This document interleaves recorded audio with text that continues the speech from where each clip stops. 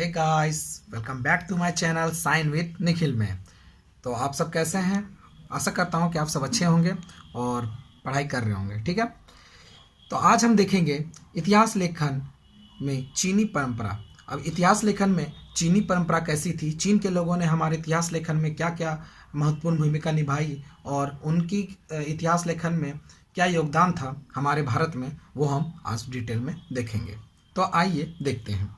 प्राचीन भारतीय इतिहास के पूर्ण निर्माण में चीनी यात्रियों के विवरण भी विशेष उपयोगी रहे हैं। ये चीनी यात्री बौद्ध मतानुयायी थे तथा भारत में बौद्ध तीर्थ स्थानों की यात्रा तथा बौद्ध धर्म के विषय में जानकारी प्राप्त करने के लिए आए थे। अब क्या हुआ, चीनी यात्री हमारे इतिहास में बहुत ही महत्वपूर्ण योगदान करते हैं और ये यात्री की तरह आए थे हमारे देश में।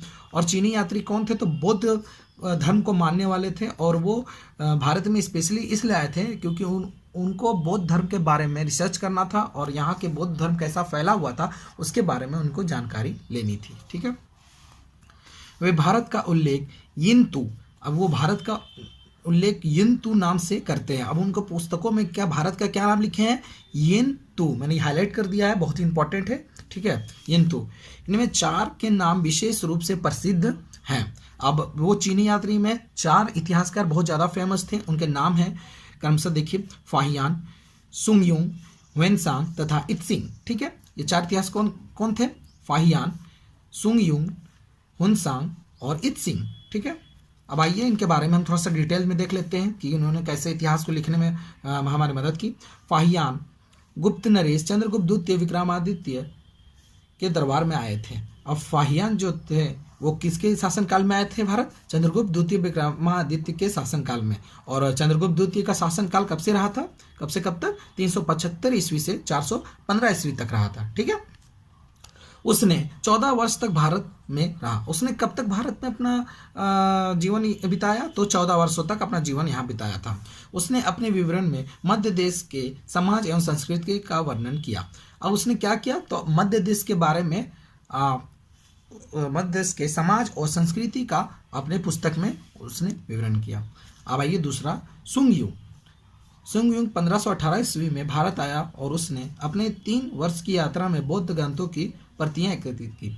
अब सुंगयुंग कब आया भारत? 1518 ईस्वी में आया और उसने सबसे महत्वपूर्ण चीज क्या की? तो उसने बौद्ध धर्म की प्रतियों को एकत्रित किया और उसने ये काम 3 सालों तक किया। ठीक है, चीनी यात्रियों में सर्वाधिक महत्व ह्वेनसांग अथवा युआनचांग का ही है। अब ह्वेनसांग का दूसरा नाम क्या है? यहाँ युआनचांग है। ठीक है, महाराज हर्षवर्धन के शासनकाल में वह आया था। अब ह्वेनसांग कब आया था? तो महाराजा हर्षवर्धन के शासनकाल में आया था और हर्षवर्धन का शासनकाल कब था? 629 ईस्वी में था। ठीक है, उसने 16 वर्षों तक यहाँ निवास कर विभिन्न स्थानों की यात्रा की तथा नालंदा विश्वविद्यालय में 6 वर्षों तक रहकर शिक्षा प्राप्त की। और ह्वेनसांग जो था वह 16 वर्षों तक भारत में रहा था और नालंदा विश्वविद्यालय में 6 वर्षों तक उसने शिक्षा भी प्राप्त की थी। उसका भ्रमण वृत्तांत सी युंग की नाम से प्रसिद्ध है। उसका भ्रमण वृत्तांत किससे फेमस है? सी यू की, उसका पुस्तक की नाम है सी यू की। ठीक है, थोड़ा इंपॉर्टेंट, मैं हाईलाइट करना भूल गया, आप इसे थोड़ा इंपॉर्टेंट कर लीजिएगा। ठीक है, जिसमें 138 देशों का विवरण मिलता है। अब इसमें इस बुक में 138 देशों के बारे में उसने चर्चा की है। ठीक है, इससे हर्षकालीन भारत के समाज, धर्म तथा राजनीति पर सुंदर प्रकाश पड़ता है। अब इस बुक से किस पे ज़्यादा प्रकाश पड़ता है? तो हर्षकालीन भारत के समाज में, धर्म में, राजनीतिक में बहुत सुंदर प्रकाश पड़ता है। अब आइए तीसरा, चौथा और लास्ट, इत्सिंग। इत्सिंग 7वीं सदी के अंत में भारत आया था। इत्सिंग कब आया था? तो 7वीं सदी के अंत में आया था। ठीक है, उसने अपने विवरण में नालंदा विश्वविद्यालय, विक्रमशिला विश्वविद्यालय तथा अपने समय के भारत की दशा का वर्णन किया। अब इत्सिंग ने क्या किया?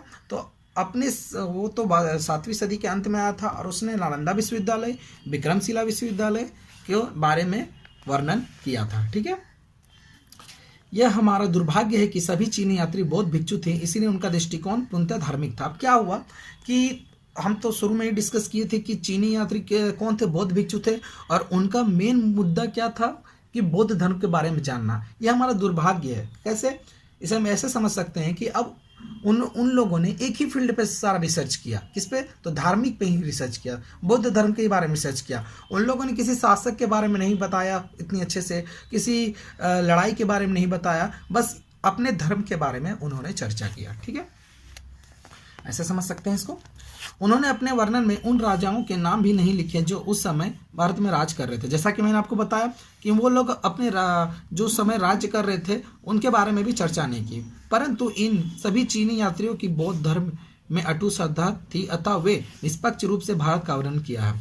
अब एक चीज़ ये हमारे लिए फायदेमंद था कि उन लोगों ने बौद्ध धर्म के बारे में निष्पक्ष बातें लिखी, जिससे हमें बौद्ध धर्म के बारे में बहुत ही अच्छे से जानकारी मिली और भारत में इसका क्या था, बौद्ध धर्म कैसे फैला हुआ था, कहाँ कहाँ फैला हुआ था, उसके बारे में अच्छे से जानकारी हमें दी। ठीक है, युआन चांग ने लिखा है कि हर्ष महान बौद्ध धर्म का अनुयायी था। अब युआन चांग जो हमारे चीनी यात्री थे, उन्होंने क्या बताया कि बौद्ध धर्म का अनुयायी कौन था? हर्षवर्धन।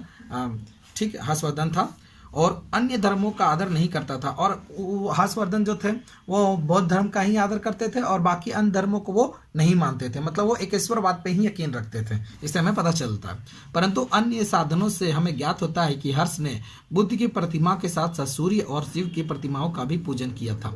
अब इससे और एक बात हमें पता चलता है कि हर्ष ने बुद्ध की प्रतिमा के साथ साथ सूर्य और शिव की प्रतिमा का पूजन किया था। मतलब आप समझ सकते हैं कि कैसे बौद्ध यात्रियों ने हर्षवर्धन को एकेश्वरवाद की तरफ ढकेल दिया। अब हमें इससे पता चल रहा है कि हर्षवर्धन को बौद्ध यात्रियों ने बता दिया कि वो कैसे बौद्ध धर्म के ही अनुयायी थे, मगर दूसरे इतिहासकारों से हमें पता चलता है कि हर्षवर्धन सूर्य के साथ साथ शिव की भी मूर्तियों का और साथ में बुद्ध की भी पूजा करता था। इससे हम समझ सकते हैं कि कैसे चीनी यात्रियों ने अपने ही धर्म के बारे में प्रचार प्रसार करने का प्रयास किया यहाँ पे भारत में, और अपने ही धर्म के बारे में लिखने का प्रयास किया। इनमें हमें 4 मेन इतिहासकार थे जिसके बारे में आप लोगों को मैंने बताया, फाहियान, इत्सिंग और अन्य 2 थे जिसके बारे में आप लोगों को मैंने अच्छे से बता दिया। ठीक है, तो चीनी यात्रियों की यही परंपरा रही हमारे इतिहास लेखन में, और उन लोगों ने भारत में इसी तरीक़ा से इतिहास लेखन किया। ठीक है, तो अगर आप लोगों को मेरा वीडियोस पसंद आ रहे हैं तो प्लीज़ लाइक एंड सब्सक्राइब करें, ताकि मैं इसी तरह की और सारी वीडियो आपको प्रोवाइड कर सकूं और अच्छे से पॉइंट वाइज इसे डिस्कस कर सकूं। ठीक है, थैंक यू।